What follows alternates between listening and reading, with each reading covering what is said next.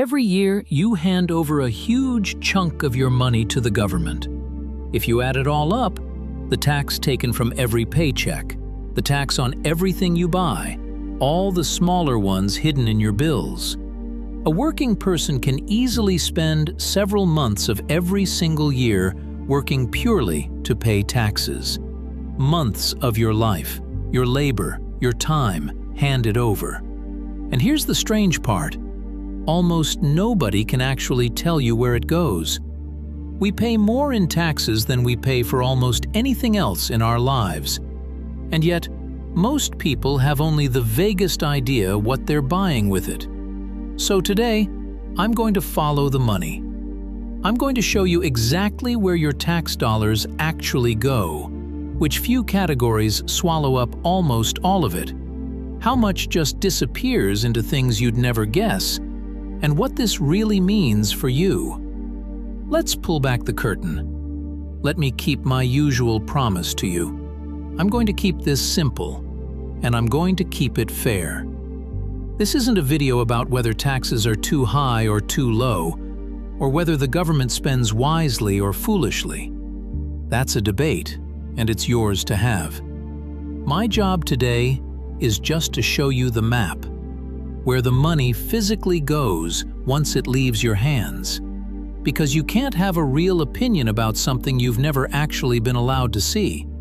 So let's start by imagining your tax money as a single dollar and follow it in. Imagine every dollar you pay in tax dropping into one giant national bucket, mixed together with everyone else's.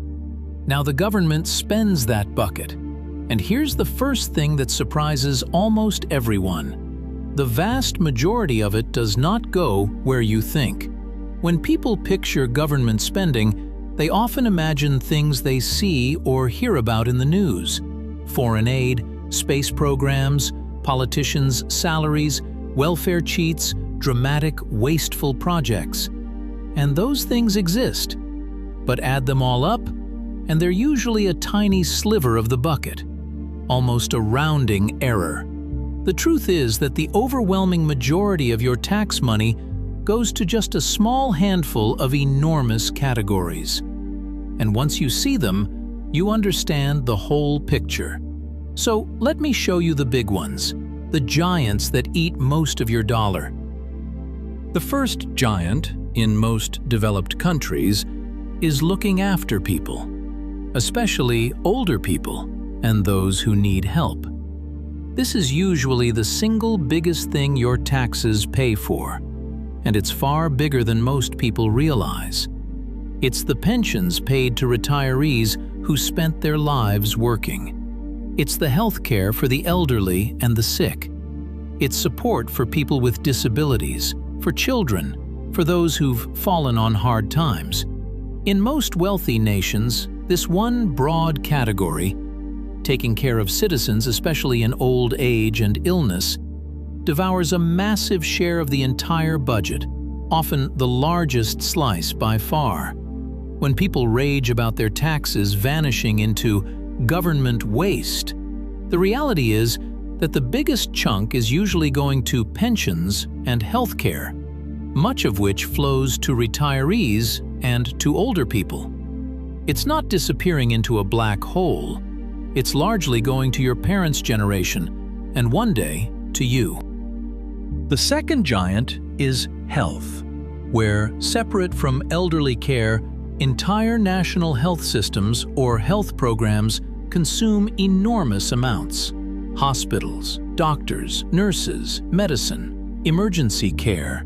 Whether your country runs a big public health system or funds health in other ways, keeping a nation's bodies working is staggeringly expensive, and it takes a huge bite out of your dollar. The third giant is one we've met before, and it might make you wince. Interest on the national debt. Remember from our earlier talks that the government borrows enormous sums and pays interest on all of it. That interest has to be paid every year out of your taxes before anything else gets funded. And in many countries, this number has grown so large that paying interest on old debt is now one of the single biggest expenses in the entire budget, sometimes rivaling what's spent on defense or education or more. Think about that. A giant slice of your tax dollar doesn't build anything, doesn't help anyone directly, doesn't hire a single teacher or nurse. It simply pays rent on money borrowed long ago, flowing, as we discussed, largely to the banks, funds, and wealthy investors who hold that debt. It is one of the quietest, largest, and least discussed destinations of your money. And then come the other big familiar ones: defense and the military, which in some countries is enormous. Education, the schools and teachers, and infrastructure, the roads, bridges, water, and power that hold daily life together. These are the categories people usually think of first, but notice, they often come after the giants of pensions, health, and debt interest. That's the setup. Now let me show you the mask, the part of this that most people never quite grasp. Here's the thing they don't make obvious. Look again at those biggest categories: pensions, healthcare, elderly care, interest on debt. Notice something they have in common. They are almost impossible to cut. These are what get called, in the dry language of budgets, mandatory or non-discretionary spending. They're promises, legal commitments made long ago. The government has promised pensions to people who planned their whole retirement around them. It has promised health care. It legally must pay the interest on its debt, or the whole system of trust collapses. So a huge portion of your tax dollar is essentially spoken for before anyone in government even sits down to make choices. It's already committed before the conversation begins. And this reveals something important that cuts through almost all the political shouting you'll ever hear. When politicians argue fiercely about spending and taxes, they're often fighting over a surprisingly small slice of the bucket, the discretionary part, the bit that's actually up for grabs each year. The giant categories mostly roll on, year after year, no matter who's in charge, because they're locked in by past promises. So, the dramatic battles you see on the news are frequently fights over a thin sliver at the top, while the vast bulk of your money flows, quietly and automatically, into commitments made years or decades ago. Once you understand this, a lot of the noise starts to make more sense, and a lot of the promises start to sound emptier. And here's the collapse, the quiet reality underneath it all. Because so much is locked in, and because one of those locked-in giants is interest on an ever-growing debt, the pressure never really lets up. As the debt grows, the interest slice grows, quietly eating more of your dollar each year, money that can't go to roads or schools or lowering your taxes because it's owed to lenders. It's a slow squeeze, and it's happening in the background of nearly every developed nation, largely unwatched, because the whole subject is wrapped in language boring enough to make your eyes glaze over, which, honestly, is part of how it stays unwatched. So what does all this actually mean for you?